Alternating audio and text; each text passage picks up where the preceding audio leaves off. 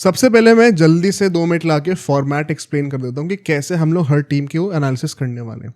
तो यहाँ पे हम लोग 6 सेगमेंट्स रखेंगे हर एक टीम के लिए। सबसे पहले तो coming into this IPL 2025 IPL शुरू होते होते टीम का क्या नैरेटिव था। और नैरेटिव से मतलब सिर्फ ये नहीं है कि लोगों का परसेप्शन क्या था, बट ऑक्शन कैसा गया, रिटेंशंस कैसे थे, टीम जो बनी थी ऑन पेपर कैसी लग रही थी देखने में, क्या क्या चेंजेस हुए थे मैनेजमेंट के टाइम पे। तो जैसे फॉर एग्जांपल केकेआर से काफ़ी लोग चले गए थे, आरसीबी में इस बार थोड़ा सा लो की एक लेवल का परसेप्शन था। तो ये सब चीज़ों को डिस्कस करेंगे इस वाले फैक्टर में, जिससे कि हम लोग को आईपीएल के शुरू होते तक क्या स्टेज और प्लेटफॉर्म सेट था टीम का, एक्सपेक्टेशंस क्या थी बेसिकली उस टीम से, वो पता चल जाएगा आपको। ये भी बहुत इंपॉर्टेंट पॉइंट है कि जरूरी नहीं है कि कोई टीम अगर बॉटम में फिनिश कर रही है तो वो नेसेसरीली बहुत ज़्यादा खराब करे। क्या उनके पास वो रिसोर्सेज थे भी कि वो ऊपर जा पाते टू बिगिन विद। तो एक्सपेक्टेशन के अकॉर्डिंग रिजल्ट का जजमेंट होगा। Not everybody starts at the same level. तो वो भी, इसको भी हम और एक्सप्लेन करेंगे जैसे जैसे हम लोग चलते रहेंगे टीम्स पे। सेकेंडली क्या रिजल्ट्स रहे, तो ये एक जल्दी से ओवर कैप हमें मिल जाएगा। घर पे कितने मैचेस जीते, बाहर कितने जीते, कब कब हारे हैं, तो थोड़ा एक वीकनेस का हमें पता चलेगा कि घर पे फोर्ट्रेस था कि नहीं था, अवे रिकॉर्ड कैसा था। फिर थर्ड जो हमारा सेगमेंट होगा वो हमारा इन जनरल जो through out the season on an average basis जो प्लेइंग 11 थी हर एक टीम की। ऑफ कोर्स चेंजेस होते रहेंगे तो सब्स्टिट्यूट्स को ही मेंशन करेंगे, बट क्या प्लेइंग 11 रही और उसके पीछे क्या स्ट्रैटेजी थी, क्या इंटेंशन थी हर एक टीम की। उससे हमें पता चलेगा कि ये आईपीएल हर एक टीम ने किस नजरिए से खेला है। तो क्या वो नजरिया सही था या नहीं, या क्लियरली कुछ लैक कर रहा था, वो बहुत ही इंपॉर्टेंट पॉइंट होने वाला है, ये हमें पता चलेगा। देन ऑफ कोर्स हम लोग जो हमारा चौथा पांचवा पॉइंट होगा पॉजिटिव्स और नेगेटिव्स, जो कि परहैप्स सबसे इंपॉर्टेंट पॉइंट्स होने वाले हैं। क्या क्या अच्छी चीजें हमने गेन करी इस सीजन से फॉर एवरी टीम, और क्या क्या हम लोग को लग रहा था कि कोई अच्छा होगा शायद वो बुरा होता हुआ दिखा। और लास्टली जो सबसे आई थिंक एक्साइटिंग होगा सब लोगों के लिए, 2026 के लिए कौन से प्लेयर्स रिलीज होते हुए दिख सकते हैं हमें। एंड ऑफ कोर्स ये आज वाला पॉडकास्ट हम लोग टॉप टीम्स की बातें कर रहे हैं, तो जो टॉप टीम्स हैं वो ज्यादा प्लेयर्स रिलीज करना क्यों ही चाहेंगे। बट नेक्स्ट वाले में तो मतलब मैंने मेड श्योर कि मैं कम से कम 3 4 5 नाम हर टीम के लिए रखूंगी। ओके, यहाँ पर भी करेंगे बिकॉज नेसेसरली जरूरी नहीं कि आपको हर एक प्लेयर रिलीज करना है। एंड यहाँ पे हम लोग फोकस करेंगे जो हमारी मेन प्लेइंग 12 प्लेइंग 14 के आसपास के जो प्लेयर्स हैं वो। फ्रेंच प्लेयर्स को तो ऑफ कोर्स आप इनएविटेबली छोड़ोगे, बट वो प्लेइंग 11 पे आपकी स्ट्रैटेजी पे बहुत बड़ा डेंट नहीं मारने वाले। कौन से वो इंपॉर्टेंट नेम्स है जो कि रिलीज होने चाहिए, which I think everybody cares for as well, उन नामों की बातें करेंगे। एंड साथ ही साथ अभी मिनी ऑक्शन होगा, तो उन प्लेयर्स को रिलीज करके आप किस प्रोफाइल के प्लेयर्स लेना चाहते हो। Once again we don't know right now कि कौन से प्लेयर्स और कौन से नाम आने वाले हैं मिनी ऑक्शन में। ऑल्सो डिपेंड्स अ लॉट कि हर एक टीम कौन से प्लेयर्स अल्टीमेटली रिलीज करके वो पूल क्रिएट करती है। मतलब बेसिकली इस पूरे सेगमेंट में आपको ये भी पता चल जाएगा कि प्लेयर्स तो ऑब्वियसली कौन कौन छोड़ के जा सकते हैं, इनको निकाला जा सकता है, एंड हम लोग किस प्रोफाइल को टारगेट कर रहे हैं टू मतलब बेसिकली उस टीम को और बेटर करने के लिए इन द नेक्स्ट सीजन। जो नेगेटिव्स निकल के आए उसको फिक्स कैसे करा जाए, अगले ऑक्शन में क्या और हम लोग स्ट्रैटेजी बनाए, तो उसका भी काफी अच्छा पर्सपेक्टिव आपको मिल जाएगा। तो ये 6 सेगमेंट्स होंगे हमारे, वो रिपीट कर देता हूँ दोबारा। Narrative, results, playing 11 strategy, positives, negatives और 2026 के लिए जो ऑक्शन की प्रिपरेशन स्ट्रैटेजी होगी। तो राजस्थान रॉयल्स की बात करते हैं, सेकेंड लास्ट टीम। इनके लिए भी वंस अगेन एक्सपेक्टेशन और स्टैंडर्ड का जो मैच होगा वो इट्स वेरी इंटरेस्टिंग, क्योंकि राजस्थान रॉयल्स का नैरेटिव की अगर हम बातें करें तो उन्होंने रिटेंशंस में वंस अगेन काफ़ी गुड़गोबर करा था। You know, paying upwards of 10 crore to Dhruv Jurel, Hetmyer, सारे बैटर्स रिटेन कर लिए, ये वो कर लिया। You let go of Ashwin, Yuzvendra Chahal, Trent Boult. You literally had one of the best bowling lineup still last year. मतलब अगर आप वो डिफरेंस इन क्वालिटी देखोगे तो शायद सबसे ज़्यादा drop in quality Rajasthan Royals का हुआ था इस ऑक्शन के बाद। एंड मतलब पॉइंट वही है कि ये रिटेंशंस काफ़ी गंदी करी थी इन लोगों ने, प्लस वही है कि बॉलिंग पे इन लोगों ने ऑलराउंडर्स पे ध्यान ही नहीं दिया था पूरे टाइम। करेक्ट।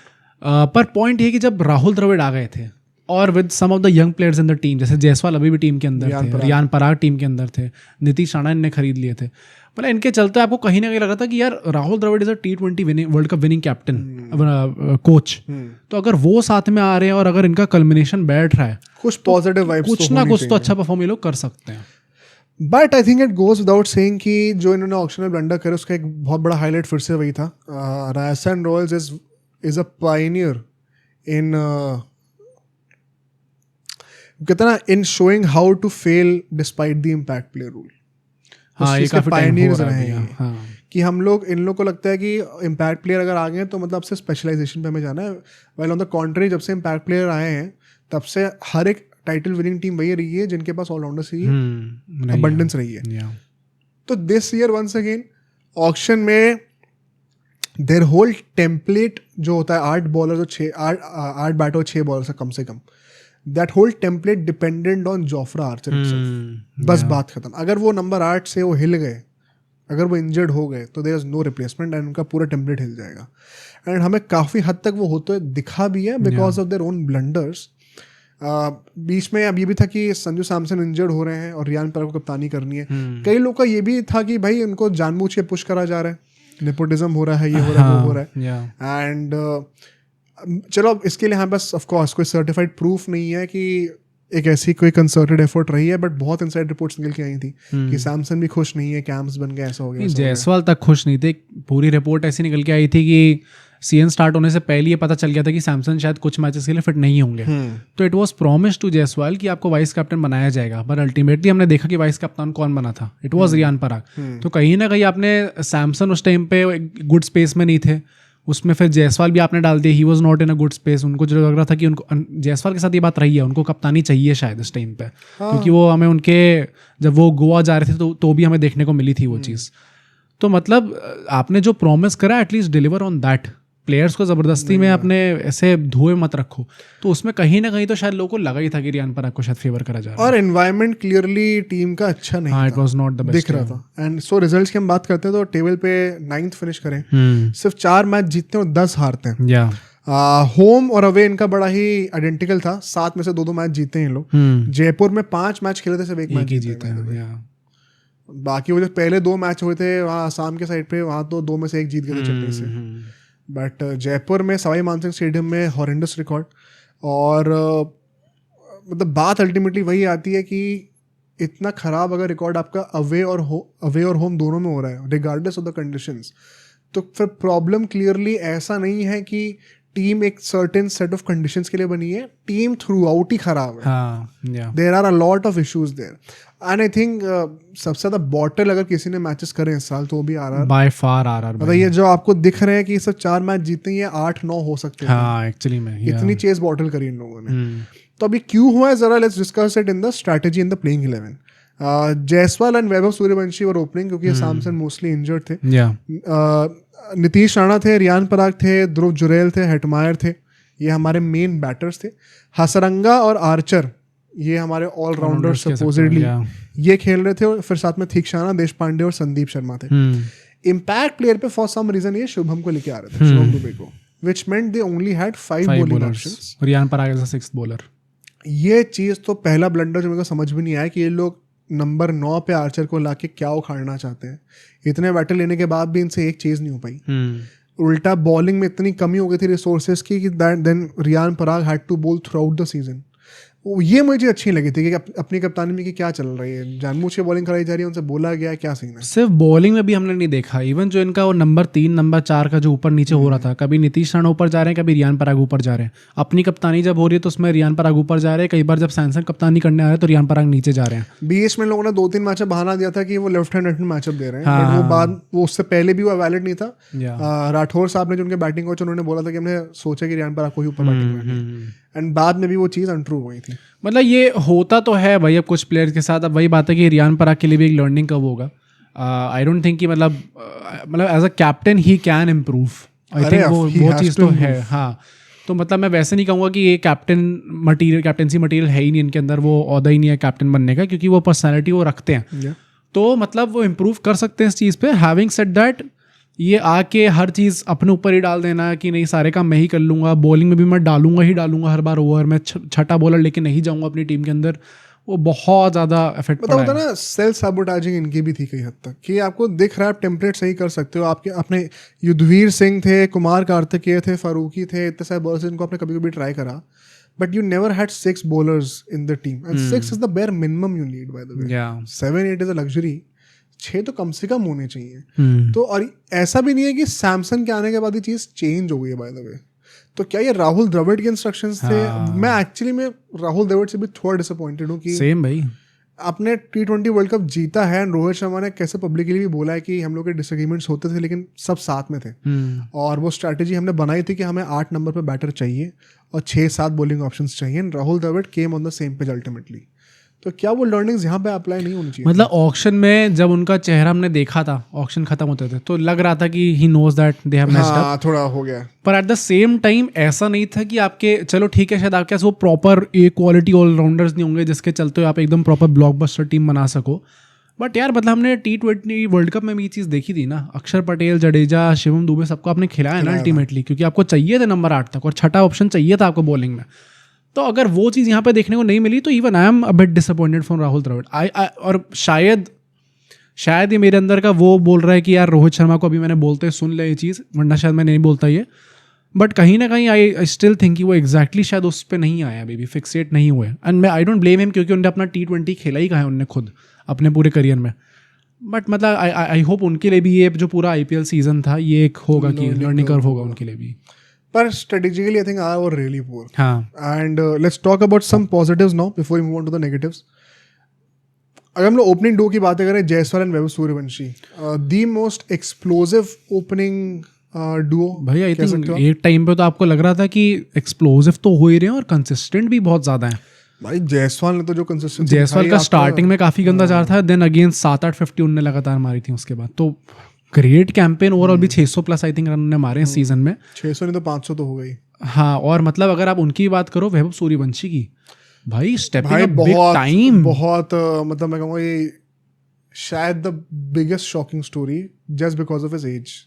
मैं अभी भी मेरा दिमाग प्रोसेस ही नहीं कर सकता कि 14 साल का बच्चा जो है वो वहाँ पे 150 किलोमीटर पर आवर की स्पीड से बॉलों को छक्के कैसे मार रहा है। प्लस मतलब आई थिंक जब सीजन स्टार्ट हो रहा था, नोबडी एक्सपेक्टेड कि उनको चांस भी मिलेगा। सबको लग रहा था एक PR गिमिक है ये पूरा, कि आपने एक फेस बनाना चाह रहे हो उनको फ्रेंचाइज का, बट इसी बार उनको मौका मिलता है। एंड अब जैसा उनका सीजन गया ना, यू हैव टू से कि he should be a starter in the next season. जैसा उनका गया है सीजन, अभी तो सैमसंग के रूमर्स आ रहे हैं जाने। हाँ, मतलब आई होप सो कि ये चीज़ आगे कंटिन्यू होती है उनकी, क्योंकि अभी हमने बाकी प्लेयर्स की बात करी, नीतीश कुमार रेड्डी, अभिषेक शर्मा, इन सबकी हमने बात करी, ये तो उनसे काफ़ी बड़े भी हैं, पर वो होता है एक ब्रेकआउट सीजन हुआ उसके बाद आप थोड़ा डिप करते हो। मतलब बात वो है ना, फिर आप उनको बेसिकली ऐसे भी ट्रीट कर सकते हो कि Samsung pledge eight number 3 and Nitish Rana team से बाहर हो जाए, लेफ्टी फॉर लेफ्टी। हाँ, वो वाली भी चीज़ हो सकती है। मतलब मेरा बस पॉइंट ये है कि अभी भी हम सबको अपनी एक्सपेक्टेशन बहुत संभाल के रखनी है। हाँ, वी डोंट हैव टू, हाँ, इतना प्रेशर आप मत डालना उसके ऊपर। हो सकता है कि अगला सीजन उनका इतना अच्छा ना जाए, but at the same time हमेशा सबको अपने दिमाग में ये बात रखनी है कि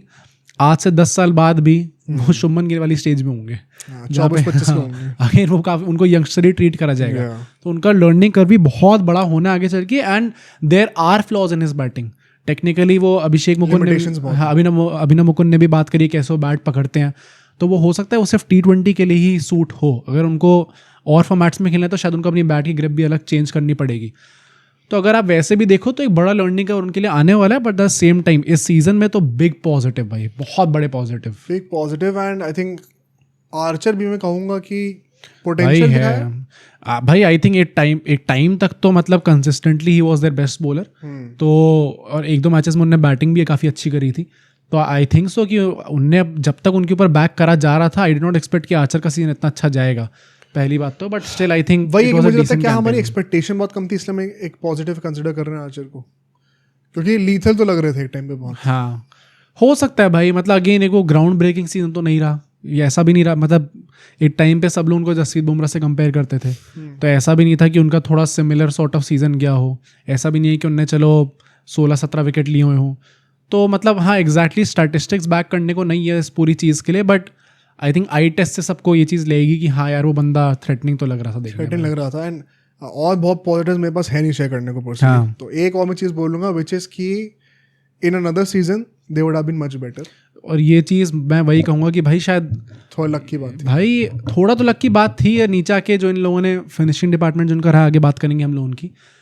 पर भाई अगर आप एक्चुअली में देखो इन एनी अदर सीजन, इतनी बॉटलिंग इस लेवल की तो मैंने कभी देखी नहीं, कि आपसे हर एक मैच क्लोज हार रहे हैं, 12 बॉल में 18 रन नहीं बन पा रहे आपसे, जबकि आके प्रॉपर बैटर्स खेल रहे हैं, आपसे लास्ट ओवर में 9 रन नहीं बन पा रहे जबकि आके प्रॉपर बैटर्स खेल रहे हैं। तो आई डोंट थिंक ये चीज़ हर सीजन में होती है. मतलब इस पॉजिटिव पॉइंट को कहने का बस पर्पस ये था कि things are not as bad as they may seem right now. या जितने क्लोज आपके वो लॉसेस हुए हैं, शायद अगर वो उसमें से आधी भी कन्वर्ट हो गए होते तो अभी आप मिड टेबल पे बैठे होते. हाँ, बस ये कहने का पर्पस था. ऑल्दो मिड टेबल भी क्या सेटिस्फैक्टरी है, अब आप खुद सोचो. But now let's talk about the negatives. यहाँ पे काफी चीजें हैं. I think one of the worst teams in terms of bowling depth alongside LSG. LSG ने भी वही फिक्सेट करके रखा था कि हम 5 ही बॉलर्स लेके जाएंगे. And it also always comes down to the lack of all-rounders in Rajasthan Royals. ये पता नहीं क्या सोचते रहते हैं इनके think tank. हर साल के ये मतलब वो ड्रामा. ऑलराउंडर्स टीम में होते ही नहीं है, उसके चलते हुए बॉलिंग सफर करती ही करती है. कितने भी अच्छे बॉलर ले लो, अगर सिर्फ 5 बॉलर होंगे, जिस दिन एक दो बंदों का दिन खराब जा रहा है, वो अच्छे बॉलर्स भी उस चीज को कॉम्पनसेट नहीं कर पाते. मतलब रियान पराग का भी एंड में जाते हुए सीजन थोड़ा बॉलिंग से ठीक ठाक लगने लग गया था, वरना स्टार्टिंग में तो भाई he was getting hit all over the park, left right centre. एक और चीज मैं कहूंगा कि भाई बैकअप्स बहुत मीडियोकर परफॉर्म कर रहे हैं पर. फारूकी और कुमार कार्तिक को कहूंगा चलो ठीक है, थोड़ा डिसेंट थे. फारूकी पे भी ऑल द क्वेश्चंस रहे. एग्जैक्टली. बट मतलब आर्चर को कुछ हो जाता अगर सीजन में, तो पूरा टेम्पलेट गया था. 5वां बॉलर जो कि एक ऑलराउंडर, वो आप ढूंढते ही रह जाते. फिर अब सोचो अगर एक क्लिप इतनी बढ़िया थी तो पूरा का पूरा पॉडकास्ट कितना बढ़िया होगा. तो अगर आपको इसी क्लिप का पूरा पॉडकास्ट देखना है तो यहाँ पे क्लिक करिए, और अगर आपको ऐसे ही और क्लिप्स बिंज वॉच करनी है तो यहाँ पे क्लिक करिए.